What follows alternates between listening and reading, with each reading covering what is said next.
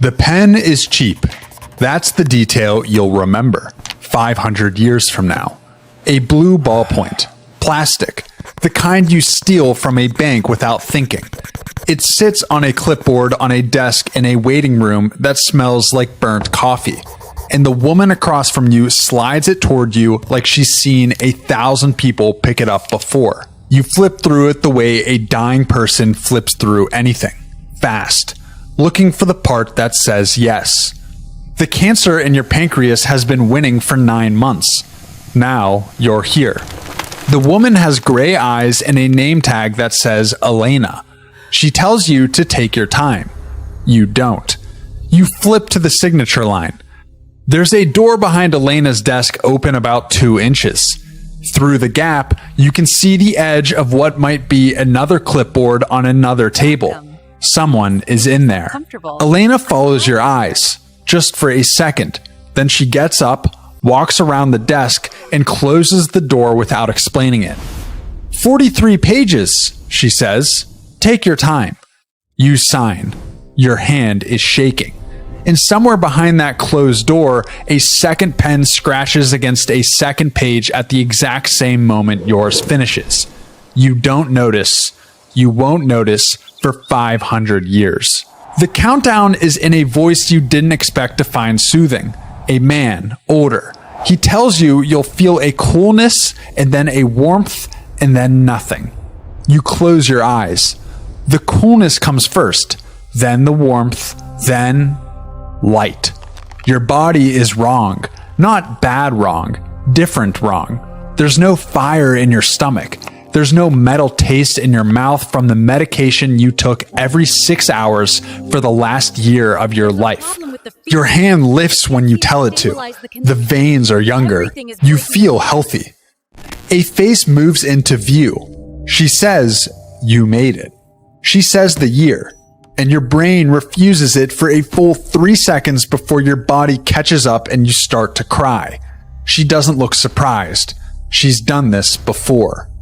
Her name is Mira. She's your guide. She tells you you've been gone for 503 years. She tells you that you were one of 41 people preserved in 2026 who were successfully revived. The rest didn't make it. She walks you to a window and shows you the future. What you see is a city. Towers that move slightly in the wind because they are partly grown from the earth. Streets that are gardens, edged with flowers and colors you don't have names for. Air that smells like nothing, the way air should smell if no one had ever been allowed to ruin it. And above it all, the cars. They glide. Not zip, not fly, but they glide. Long, silent shapes moving in lanes you can't see. Layer after layer of them stacked into a sky that has been engineered to hold them. You watch one drift down toward a landing pad on a tower roof and touch down without a sound. 500 years. You start crying again. The first week blurs. Clothes that adjust to your body without you understanding how. A room where the walls go gold when you want them gold. You ride in one of the cars. For about 10 days, you fall asleep grateful. The first wrong thing is small. Mira is showing you the gardens when she stops at a bench and pulls out 2 containers of food. She hands you one and you open it. It's peanut butter on toast, cut diagonally. You stare at it. You haven't told Mira you like peanut butter. You haven't told anyone in this world anything about what you eat. You've been here 6 days and every meal has been served to you and every meal has been something you didn't recognize. This is from before. Your mother used to cut your toast like this, diagonal. It's not in any file you've ever seen. Mira is already eating. She doesn't notice you staring, or she doesn't look like she notices. You eat the toast and you don't say anything. The second wrong thing is bigger. You ask Mira if there's still cancer. She tells you no. You ask her how. She starts talking. A date, a name, a research institution. Her voice is bright the whole time. But halfway through the story, she skips. Not a pause, a skip. She jumps from one sentence to the next like there's a paragraph between them she was told to leave out. You wait for her to finish. You smile and nod and say, wow. That night, you stare at the ceiling for a long time. The next morning, you ask about the public archives. Mira lights up, tells you that of course you can access them, that everything is open. She walks you to a console in the library and leaves you alone with it. You look up your own name first. There's an obituary. You look up the cryonics company. They went bankrupt in 2071. Their assets were sold at auction. You follow the auction record. The buyer was a research group. The research group was dissolved in 2189 after, and here the entry stops. Just a sentence fragment and a redaction mark and a note that the records are sealed by court order. Sealed by court order in a future where everything is supposed to be open. You type one more search. Subject 7. A phrase you saw in the auction section. A single result loads. A scientific paper from 2154.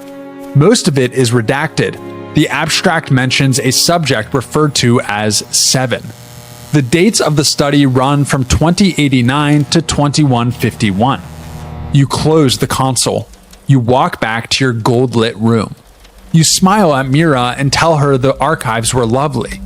You don't rest. You go looking the next night. Mira showed you around the facility days ago, but you take a wrong turn looking for a stairwell. The walls in this hallway are darker. At the end of it, leaning against a door frame like he's been waiting, is a man. Old, white-haired, and thin. His left hand is missing the tip of the ring finger. He says your name. You stop walking. He tilts his head toward the room behind him. You found subject 7. You'll find the rest of it whether I help you or not. Come in. You only get one chance to see this. The room is full of old screens. He taps one with the bent finger. A document loads. Your contract. Page 31, section 14, subsection C. Read it. You read it. It says that you consented to the use of your preserved body and neural data in ongoing comparative research applications for the duration of your preservation period. It says the company can thaw, sample, copy, and re-preserve your material as needed. It says any consciousness from your neural data is the property of the company. You read it twice. The third time, you finally understand. How many? He doesn't look at you. 412 that we have records of. You sit down on the floor. He tells it slow. The cryonics company went under in 2071. Your contract was sold at auction. The buyer used the clause to begin running experiments on your tissue and your scanned neural data. For hundreds of years, copies of your mind were spun up in simulated environments. Some lived for hours, some for years. Some were given full lives in labs you would never see, and then erased when the data was collected. He pauses on that one. Full lives. Childhood to old age. There are copies of you that lived to 104. There are copies of you that died as children. There are copies that never knew anything but the inside of a research environment. And they had names and they had favorite songs. And then when the experiment was over, someone just hit a key. He looks at you. The technology that lets the people of this city live forever, they built it on us, the cryo sleepers, the ones who didn't read page 31. In 2189, the new government passed laws against what had been done. The records were sealed. The 41 of us who had been preserved well enough to be revived were placed under the care of the state. Promised peace. Promised a beautiful welcome. We were promised a future. But we weren't promised the truth, you say. They think you've suffered enough. They think the kindest thing is to let you die a happy old man in a gold-lit room. Well, I don't agree with them. You ask him who he is. He's one of the 41. Woke up 15 years ago. Had a Mira. Had a gold room. Had a flying car. And he found a corridor. He found a man who knew his name. Now he is the man. The chain has been going for a while. There's one more thing, he says. He taps the screen. A second contract identical to yours, signed on the same day, the same hour, the same facility, but a different room. A different name on the signature line. Her name is Hannah. She was your pair. The research group worked in pairs. Every cryosleeper was matched with another. The two of you were thawed together, copied together, simulated together in matched conditions for hundreds of years. Every life one of your copies lived, one of hers lived alongside it. The second pen you heard behind that door in 2026 was hers. When you can speak again, you ask the question, is she alive? He nods. She woke up 2 years ago. She remembers. You ask how. One of her copies, one of the long-running ones, when the research group merged it back into her prime template for storage, some of the memories bled across. It was a flaw, a bug. She woke up 2 years ago remembering things she shouldn't have been able to remember. Lives she never lived. A face she'd never seen. The face was yours. She's been waiting, he says. You're the only other person in the world who shares what happened to her. It takes 4 days. 4 days of being the most grateful, most easily managed cryosleeper Mira has ever guided. 4 days of going to bed early. 4 days of letting her think you suspect nothing. The old man slips you what you need on the 3rd day. A name, an address, and a way to get there without being tracked. On the 4th night, after Mira leaves, you get dressed in the clothes you came in 500 years ago and you walk out. The city is quiet, but the cars still glide overhead. You walk 11 blocks. You stop in front of a small building with a green door. You knock. The woman who opens the door is in her 40s. She knows your face. You have never seen her in your life. She steps aside. You walk into her home. The door closes behind you. You stand in her small kitchen for a long time without speaking. She makes tea. You sit down at her kitchen table. She slides the cup over to you the way Elena slid the contract across 500 years ago. Hannah looks at you. We have a lot to talk about. You nod. She talks for a long time. She tells you about the memories. Not all of them. She says there are too many. But she tells you about the ones that won't leave. A house, small, wooden floors, a window that looked out on a yard with a single tree. She lived there for 46 years in one of the simulations. She had a dog. She had a job she didn't love. She had a neighbor who brought her soup when it rained. She knows it wasn't real. She knows the house was code and the dog was data and the neighbor was a variable in someone's experiment. She knows this, but it doesn't help. She tells you about the other ones, the short ones, waking up in a white room, being asked questions she didn't understand, being watched, being reset. She doesn't remember dying, but she remembers the moment before it, in some of them, a feeling like the air being turned off. You ask her what she wants to do. The records are sealed, she says, but the records exist. The old man showed me where. There are names, dates, procedures.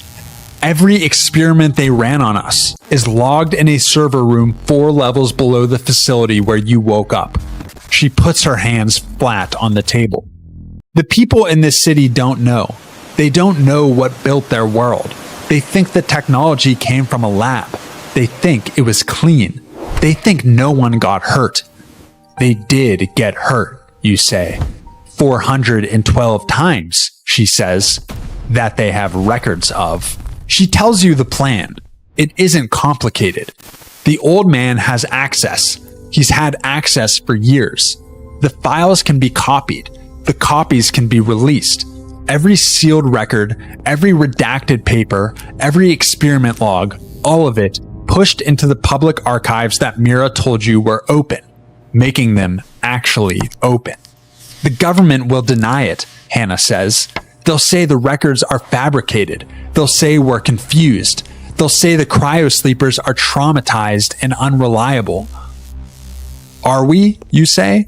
She almost smiles. Probably, but the files don't lie. The dates match. The procedures match. And there are 41 of us. That's 41 people who can stand in front of this city and say, this is what you built your paradise on. You look at her across the table. This woman you've never met. This woman who lived alongside you for hundreds of years in places neither of you can fully remember. When, you say. Tomorrow, she says, if you're in. You walk back to the facility in the dark. The city is the most beautiful thing you have ever seen, and you know now what it cost. You let yourself back into your gold-lit room. You lie down. You close your eyes. You think about 412 versions of yourself, waking up, living, and being erased. You think about the copies of Hannah who live next to the copies of you, in matched conditions, in worlds someone else designed. And you think about the people in this city, the ones who will never get cancer, the ones whose children will never die of anything, the ones who walk through gardens in clean air under a sky full of silent cars and never once wonder how it got this way. They were all just simulations, right? Just code and data, not real people. It wasn't actually you, right? But Hannah remembers the house with the wooden floors. She remembers the dog. She remembers 46 years of a life that someone built to study her and then deleted when they had what they needed. That's not code. That's a person who had a favorite mug and a morning routine and a spot on the couch where the cushion wore thin. 412 of those. But because of them, no one in this city will ever die the way you were supposed to die. No one will have to sign a 43-page contract at 3 a.m. because it's the only option left. You don't know if that makes it okay. You don't know if anything makes it okay. You don't know if the question even has an answer, or if it's the kind of question that just sits in your chest for the rest of your life and never leaves. You think about the pen, the cheap blue ballpoint on the clipboard on the desk in the waiting room that smelled like burnt coffee. The way your hand was shaking. The way you didn't read page 31. You think about the second pen, the one behind the door, the one you heard for half a second and then forgot for 500 years. Tomorrow, you could make sure no one forgets what you had to go through. Or you could let it go. Walk through the gardens, ride the cars, let Mira bring you breakfast, let the gold-lit room be enough. 412 versions of you suffered so that no one in this city ever has to. If you tear that open, you don't give those copies their lives back. You just take the city's peace away. You don't know which is worse. You close your eyes, you don't sleep.